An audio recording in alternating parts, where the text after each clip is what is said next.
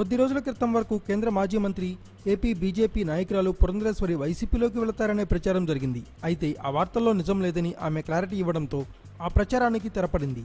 అయితే తాజాగా టీడీపీతో బీజేపీ పొత్తు గురించి పురంధరేశ్వరి చేసిన కామెంట్స్ ఇప్పుడు చర్చనీయాంశంగా మారుతున్నాయి. వచ్చే ఎన్నికల నాటికి ఏపీలో టీడీపీపై వ్యతిరేకత పెరిగితే ఆ పార్టీతో పొత్తు లేకుండా ఎన్నికల బరిలోకి దిగుతామని ఆమె ప్రకటించడంపై టీడీపీ నేతలు ఆగ్రహంగా ఉన్నారు. దేశవ్యాప్తంగా విజయం సాధించిన ఏపీలో మాత్రం బీజేపీ పరిస్థితి అంతంత మాత్రమే అనే విషయం 2014 ఎన్నికలతోనే తేలిపోయిందని వారు గుర్తు చేస్తున్నారు.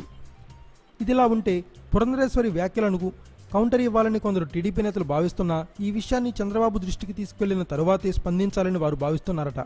మరోవైపు పురంధరేశ్వరి మాటను కేంద్రంలోని బీజేపీ పెద్దలు పట్టించుకునేంత సీన్ లేదని, కాబట్టి ఆమె చేసే కామెంట్స్ను లైట్ తీసుకోవడం మంచిదని మరికొందరు యోచిస్తున్నారు. మరోసారి ఆమె ఇలాంటి వ్యాఖ్యలు చేస్తే అప్పుడు ఈ విషయాన్ని బీజేపీ అధిష్టానం దృష్టికి తీసుకెళ్లడానికి టీడీపీ అధిష్టానం సిద్ధంగా ఉందని టీడీపీ ముఖ్య నేతలు అభిప్రాయపడుతున్నారు.